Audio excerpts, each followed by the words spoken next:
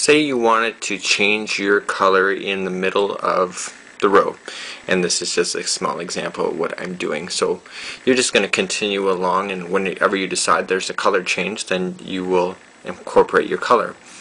So in order to do a color change, what you need to do is you need to start your next stitch going in, rotate your needle around and pull through, and then pull through 2, and then stop. So now you're going to have 2 left on your hook.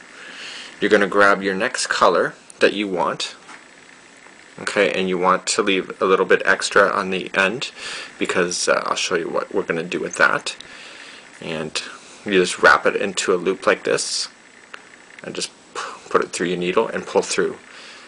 And so for now it's your next color. So now you're going to let that color drag underneath like this, and do you remember that other color we had? We're going to let it drag with it underneath. So now we're going to start our next stitch. So you just go through there, you're going to wrap around.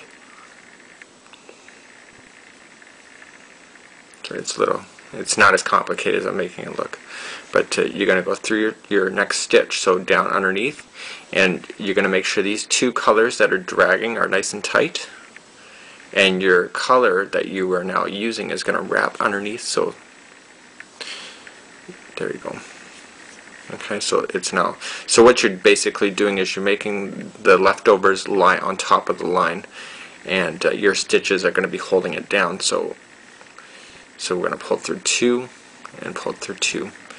I know that was kind of complicated. So now your 2 colors are still dragging down, and you want them to drag down because you don't want any knots. And you're going to go through again and to the next one, and you're going to make sure it's nice and tight. See how it's fastening into that line?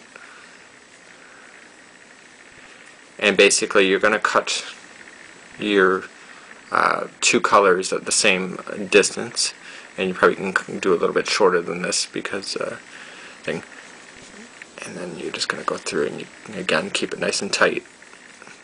And the whole purpose of this is that because you are like sealing underneath the line, as you can see there, is that if you leave it long enough that if the blanket is stretched at all, it's not going to fall out. Like the stitching won't fall out of the line.